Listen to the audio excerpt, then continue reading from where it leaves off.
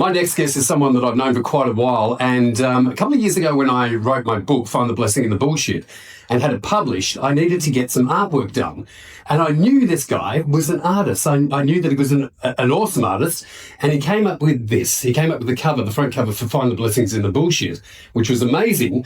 And people right around the world sent me messages going, I love the cover of the book. And I'm like, I wish you'd loved something inside the fucking book, but it's actually quite good. He's an artist, but he's also a fireman. He's an awesome guy, awesome dude. Glad to have him on the podcast. Steven Joshua, how are you? I'm amazing. Thanks, Dean. Thanks for having me. Mate, look, I'm excited about this because I've known you for a while. You've been a boyfriend of a friend of mine for quite a while. Yep. And getting engaged now, and obviously getting married. Yes. Which is amazing. But your story's really fascinating. I wanted to get you on. I virtually to say thank you for this.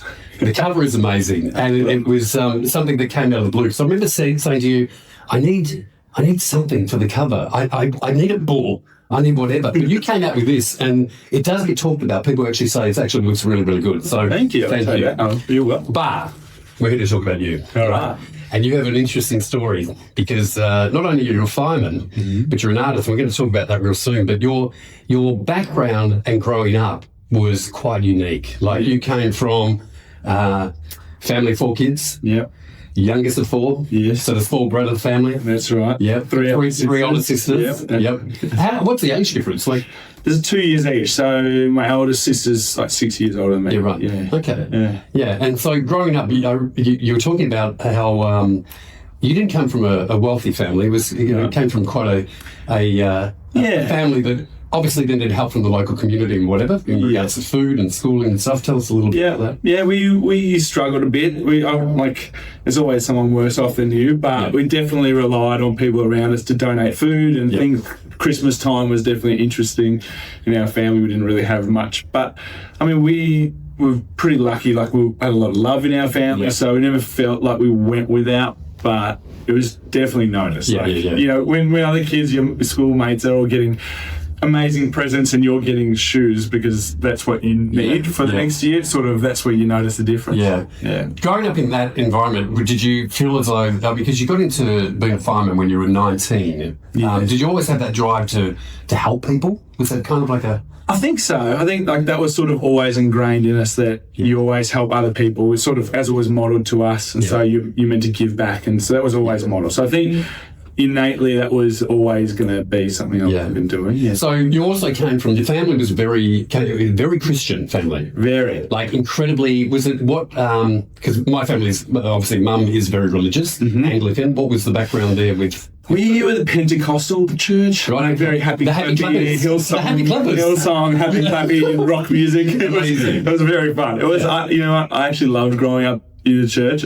Most of it was actually really fun. Yeah. Because it's funny with that too, because it was the Pentecostal fund was half a degree of separation from Hillsong. Yes. Which was, I felt like was a bit of a cult. There was a lot of Hillsong in our house. Yeah. A lot. All the time playing on the CD player, mum happy clapping and all that. It was amazing. But it kind of went on from there too, because you, as a young man trying to deal with, obviously, at what age did you know that you were gay? From a very young age, and like we had this saying in the church, which is you're not gay, you're same-sex attracted. It was their way of sort of getting around. Like we know people have these feelings, but we want to not like sort of lean into the idea that anyone's gay. They can't be. It's not. God didn't create. As long as we don't say that word. So you've sort of got this affliction, which is you're same-sex attracted. So from a very young age, I was like, right, I like boys, but and I thought I'll grow out of it. Did you, at an early age, did you tell anyone about that? No. Totally secret lockdown. Okay. For a young man trying to deal with that and knowing how you were feeling, because you don't know how you're feeling at that age anyway, but you're going through all those internal thoughts. How did it feel when you knew that the Christian, that particular group of people you're with, was so anti, the queer community? I found that such a hard struggle, and I think it was probably a lot of internalised homophobia too, because I sort of jumped on board and was fully, this is not right, this isn't the way that we're going to live our life. I need to fix it. I need to change it. And no one was doing that for me because I hadn't told anyone. There's conversion therapy and all that out there. I was probably doing that to myself. Right. I was like, all right, I'm going to read books. I'm going to find out how to get rid of this. I'm going to do all the things. I'm going to pray the gay away. I'm going to I went there. I used to scratch my arm if I had a thought about anything which was slightly not right. I would like scratch it out of me. Get some pain to change your mindset or something. It's crazy. Crazy. But you were the Christian faith. It didn't stop when you turned 18 and obviously moved out of home. You were pretty much 100% going down that road still to the age of 25. Yeah, I got probably more involved. Even as an adult, I started an internship. I studied a certificate in ministry and theology. I find that amazing with you too. And I was up on the stage preaching. Usually I'm up giving the sermons. That was me. Yeah, if anyone was going to shove bread and wine into me, you'd put this man. So you were very much involved. You were still, and what were the thoughts going on? Because you're a young man, you were out there at a time when, I know I was with a girlfriend at that particular time, and I know that the journey for me was very much in denial for the whole thing. But did you feel the same? Very much. I was very aware of my desires and very aware, but I had sort of the perfect out that I could focus all my energy on God and the church. And even when people would ask me questions about, why are you still single? You're a good-looking guy, you're charismatic, there's lots of women throwing themselves at you. Why are you still single? Something's not right here. I was like, oh no, God. Didn't have anything to do with the hot pants. No, that's right. I was saving myself for marriage or whatever. So I had lots of outs. So it was very easy for me to avoid that until, obviously. So at this point in time too, because you got into the Fire Brigade when you were 19, 20. So you not only got into a very, how would we say it? Like it's a hyper masculine, very straight boys club. And so you're getting there. You're dealing with your Christian faith. You're dealing with Fire Brigade. You're struggling with your identity. What was your coping mechanism? How did you deal with it? I mean, I didn't really. I think I pushed through as long as I could, and I was handling a lot internally. I started getting some mental health problems, and I didn't realise. At around that time? Probably around 25 was when it was crunch time. Everything was happening, and I'd been, how long could I push through and fight this? But I wasn't aware that was the problem. I actually didn't think my sexuality was causing mental health. I thought, no, they're different things. I'm just burnt out. I was working about 30 hours, volunteering 30 hours at the church, working full time. I thought, it's just burnout. If I stop that, it'll be fine. It'll be fine, but it wasn't. It wasn't, no. How long was how dark was it for you? It got pretty dark,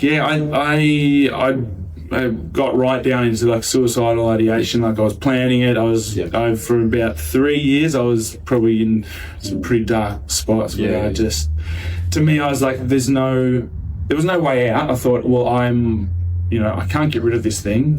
I can't see a future for myself because I can't be with a man the rest of my life. I'm not attracted to women. I'm not going to do that either. So what's the point? And then there was no real hope for me moving forward. So it's interesting because I talk to so many people. I went through it myself, and the thought of ending it can be easier than the thought of having to come out to those people around you, your friends and family, work colleagues, whatever.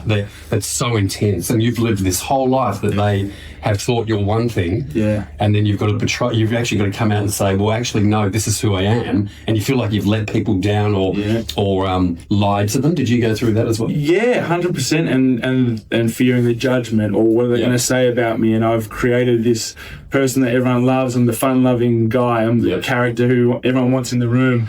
So now they're going to not want me in the room, all the fears that go through your mind of how much am I going to be rejected when I'm honest. Especially when you've had Christianity or any religion driven into you, and you're the fear. I remember my mother, who's got a direct line to God. She's amazing, but she literally. I remember her. I was very, very young, and my cousin who was coming out to her.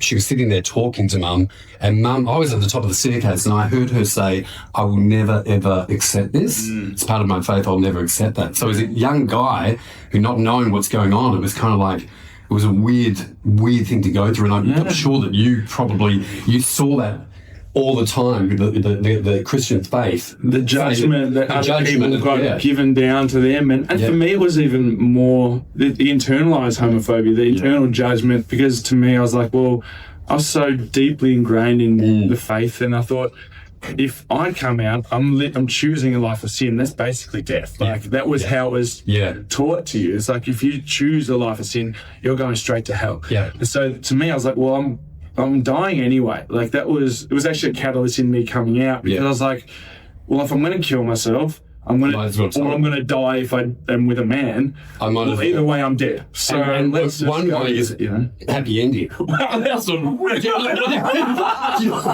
didn't mean it like that. You know,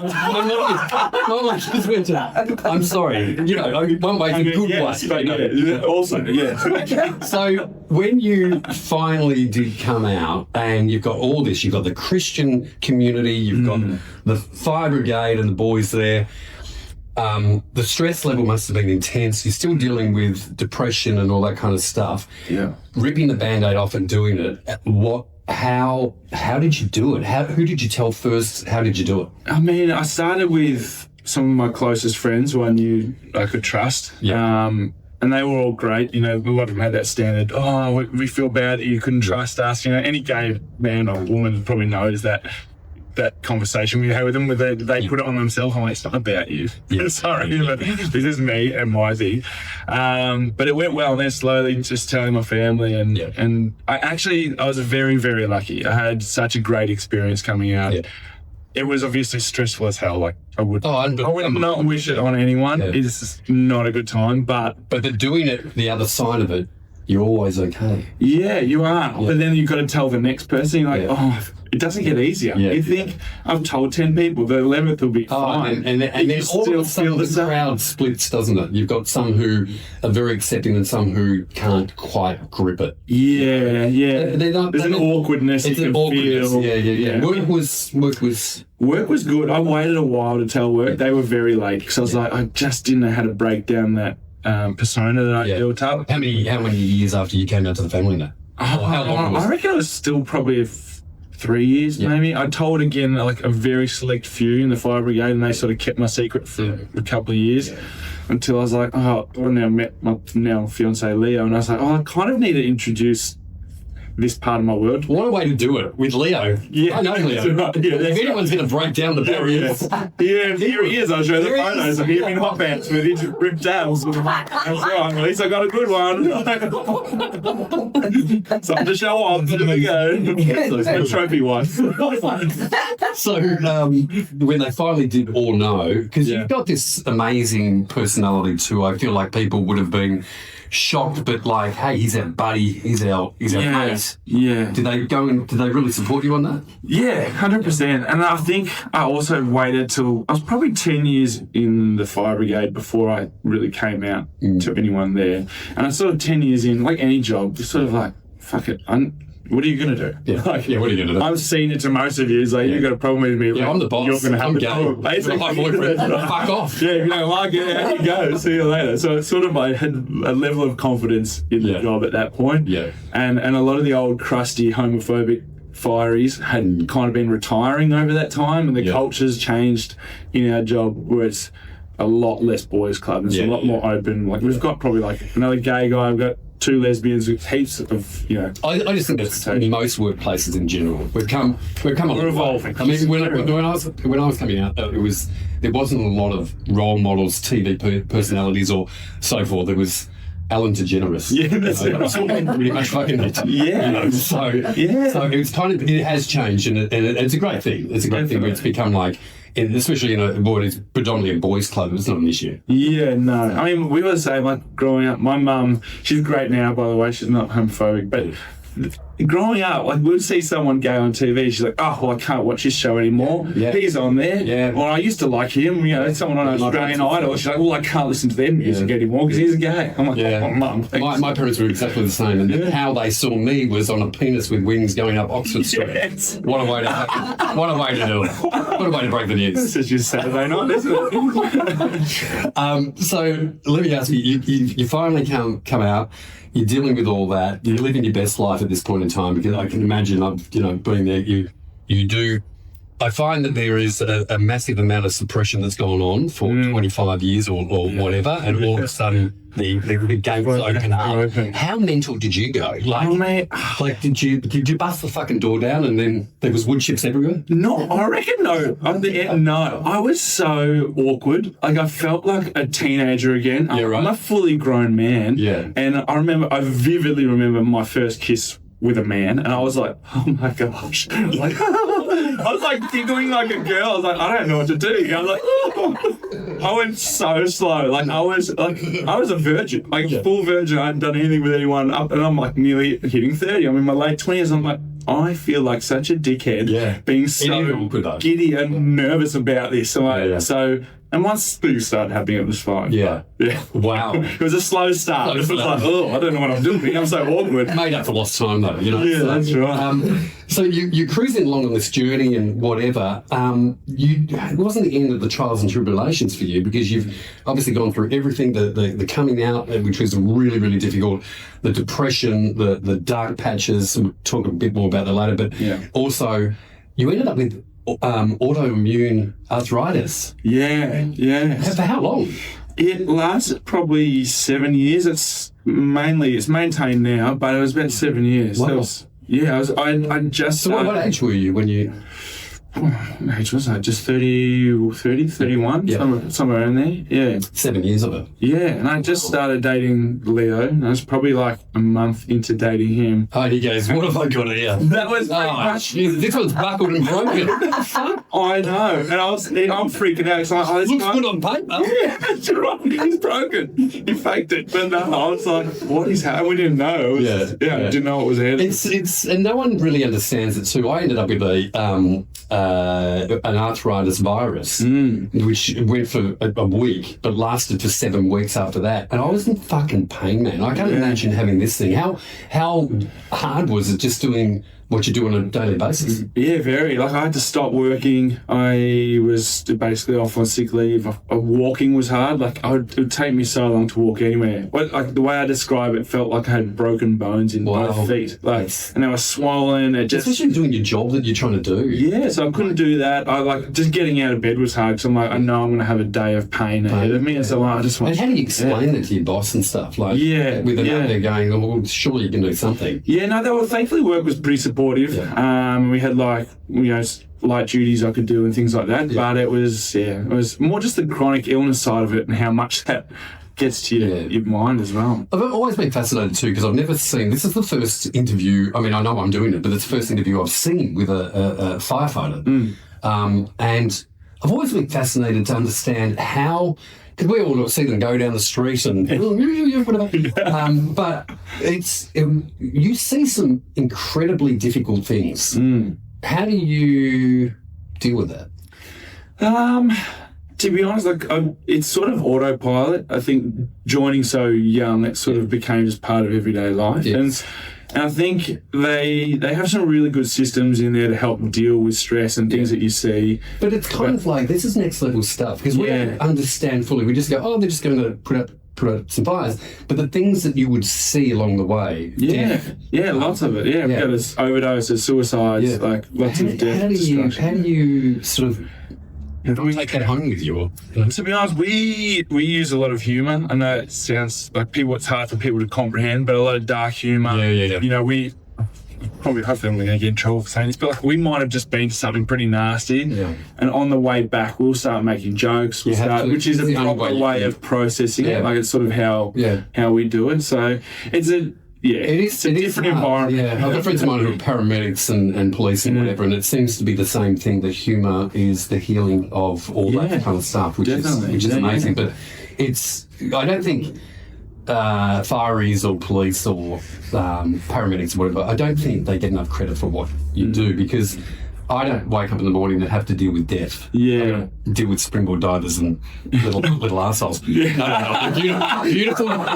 privilege children. But you, however, have to deal with all that. You don't know what you're getting the next time round. I mean, I think I actually have found it easy. If I've been in a work situation where something's pretty nasty, we've got a job to do. And I kind of find that better than when you're not in that situation and you're just a member of the public and you're like, oh shit, there's someone dead over there. Yeah. What am I doing? I don't have my uniform, my truck, or, you know, so when you're in work mode, you sort of compartmentalize or something and you just go, oh, I'm just working. Yeah. It's a body. And I suppose you've got your teammates to be able to share that life. Yeah, it's true. Yeah. Very much. Yeah. It's interesting because you fast forward a little bit, you all of a sudden one day wake up, and I love this part of you. You wake up one day and go, I'm going to paint myself because I'm old. Is that how Pretty much, you're taking selfies? I'm just going to paint myself and have that image forever. That is pretty much how I started. Actually, not quite with that attitude, but I did start by painting yourself portrait. I was like, oh, I think I've got a big wall at home, and when you walk into my front door, I want to see a regal painting. What pose were you doing at the time? I had sat on a lounge and I had a wine glass and a cigar in one hand. I was looking down the barrel and I was like wearing this beautiful shirt. And I was like, look, it didn't look like me, but it looked like a human. I was like, well, that's not a bad representation of a human. And so did that trigger something in you that you just went, oh, I'm gonna give this a go? Yeah, I think so. And you had no formal training. Never studied it. I barely studied it in school. It's incredible because Steven Joshua Art is your Instagram. I see your stuff come out, and I have to say, your posts that you do, you're as funny as fuck. Like, you are actually really charismatic, but your artwork is just so amazing. And how long did it take you to get from, your self-portrait to what you do now? Was it a long time process, or did you really just have it? A little bit of both. I thought I wasn't long after I started painting that we had my first exhibition as a group and sold a couple of works. And I was like, okay, this is something I can actually sell work. Amazing. So then from there, the ball got rolling, but it's really taken off. Let's just say it's 10 years ago I started. It's probably the last 2 or 3 years. When did you do your first exhibition? Because that was not long after starting. So I was like, I just turned 30, or I was turning 30, and I did a big solo exhibition. That you've been as nervous as all get out, because just at launching, like letting people see what you've done, but not knowing what the reaction is. Is that what you went through? Yeah, and I think I have this sort of inner saboteur who's like, you're not a real artist. Like, this is a joke. What are you putting your work out there for? Everyone's going to laugh at you, or they're going to say there's something behind your back. So there was that to wrestle with too, where I'm like, I want to do this, but I just keep telling myself it's going to be shit. So I went through the same thing with the book. And you go through, I'm not an author. I'm dyslexic as fuck. I can't believe this shit. But you got through that. Yes. And you've gone on since to become just this amazing artist who you've just had an exhibition in Brisbane. Cleaned up. Yeah, did really well. Did the Affordable Art Fair. See, the thing with artists, I always thought you had to be dead before you make money. You're actually doing pretty well. That's right. Well, that's why I dance around in Speedos. get those followers. That's what I So how big? Where do you want to take this?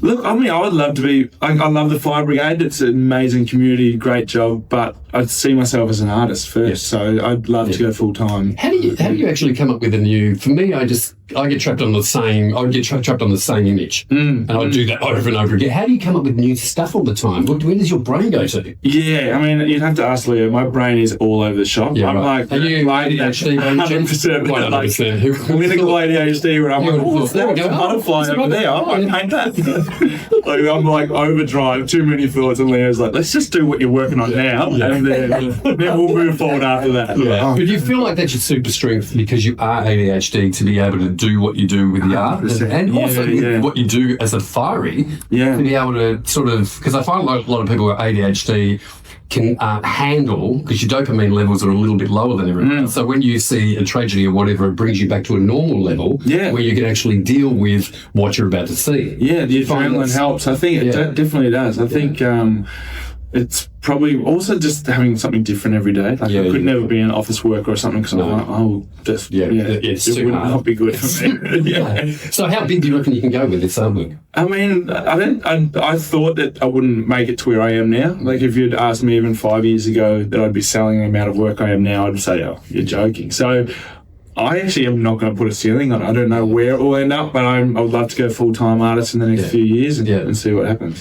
It's interesting. Like I talked about before, you had some very difficult, dark times. And, you know, I've talked about a number of times with interviews on this thing, the people come out of those dark times and honestly find the blessing that took place in all that shit. What for you were the blessings and some of those stuff? Like, obviously growing up in that Christian environment, not being able to come out, what was the blessing in that? Yeah, that's a good question. I think having lived that experience, like as hard as I wouldn't wish it on anyone, but it's given me an understanding, insight to be more empathetic or to help other people. I can recognize that in someone else. Like I could just be chatting to someone and there's little hints that they might give them, like, oh, I know that spot. And then you can just ask the right questions also. Not be afraid to ask the questions. I can be up front and be like, hey, do you think you're suicide? Because I'm not afraid of that. I know what it was. And it's not actually a scary thing to ask someone if you're not afraid of it. I think we need to ask more people. Definitely, you know? It's interesting because in the book I have a whole chapter about suicide, my journey of going through all that stuff and whatever. And I find that when people read it, a lot of the time they go, oh shit, that actually impacted me because I've had some really dark thoughts. And I'm like, you know, going through what you went through, you're able to help people. Do you find in the industry you're in, you've got people at work who may be going through stuff that you actually find that because of what you went through, you can actually help them better? Definitely, yeah. It's been a number of fireys who I've been working with, and I picked up on those signs and we just take them out and have a chat, and it's definitely helped. Yeah. Your partner Leo's been awesome. Yeah, he's helped you through a lot of stuff, and you told me that you're incredibly proud of that relationship, but it didn't come easy. It's where it is now because of the work that you went through. I mean, I think a lot of people look at our relationship now. I mean, you know us quite well, and just everyone says, "Oh, you guys are just made for each other. It's so you're just so perfect for each other," but we really probably weren't in a sense. Like a lot of us actually clashes. We're very different personalities. We're very different communication styles. And so it's been... You're funnier. There's no politician bit. What do you mean? I'm a lot of things. But like communication, upbringing, all of that came into the mix, and it was a very hard slog, early days.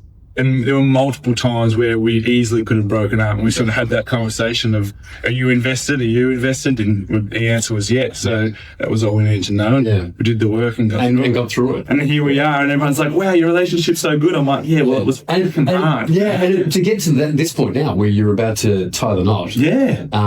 It's incredible. How do you feel about the journey? Not coming out till late, 25, 26 or whatever it was, and getting to this point now where did you ever see yourself getting married? Never. Absolutely not. Like I was very sure I'd be living a life of celibacy and, like denying those feelings because they're evil. So to now be in this spot where I've found someone who I get to choose and spend the rest of my life with is like, it's insane. Like we multiple times we'll get emotional, even just talking to each other. It's so soppy and disgusting. But we are so in love now. We're more in love now than we were when we first met, which is insane to me. I didn't think that would be possible. Who? This is a really difficult question for you, but who's going to be the bridezilla out of the? That'll be me. That'll be you. 100%. Yeah. I'm the man with the eye for detail. I'll be like, what is that? Yeah. Why are those flowers like that? What is that? ADHD. Carnations? Yeah. No. Amazing. Well, look, I know the two of you. I wish you all the success because I feel like your journey is, and I can't wait to share this with people because I feel like your journey and just shows people that no matter how dark it can get, and I can only imagine how dark it was for you. Being able to get through that and on the other side of that is just so much opens up, and the journey is phenomenal. Did you ever see your life being this good? No, to be honest, and especially like if I rewind to being in that moment, life is hopeless in that moment. No matter what people tell you, no matter how many stories people tell you about, it's going to be better. Like you can get through this or whatever. In that moment, you don't believe any of it. It's not. No. It's not a reality. It's not even a possibility. Did you do a lot of that yourself? You had to get it. I mean, was there anyone there at all that helped you at all? Could you share your information with? Or did you try and struggle through it? No, I had a really good network I was able to share that with, and I think that's probably one of the reasons why I'm still here is because not that they helped me, but I just talking through it meant that I could take the next step. And it was literally inch by inch by inch to get through. It felt like the longest 3 years felt like an eternity. And people would go through it longer, but I think just having some people to talk to, even though I didn't feel like it was getting better, definitely would have helped. Yeah. Well, as I said, good luck with your future with Leo. I think it's going to be amazing. I know you've got the book, but I need to flog it. I'm going to give you another book. And it's a signed copy this time around. Amazing. Amazing. And enjoy that. Thank you. Yeah, it's beautiful art. Yeah, thank you. It's nice. good artwork. But I wish you all the best. And once again, you know, as a fiery, and I feel like you guys and police and so forth are very, very undervalued. So I thank you for your service. Thank you. And Steven Joshua, thank you very much. Thank you.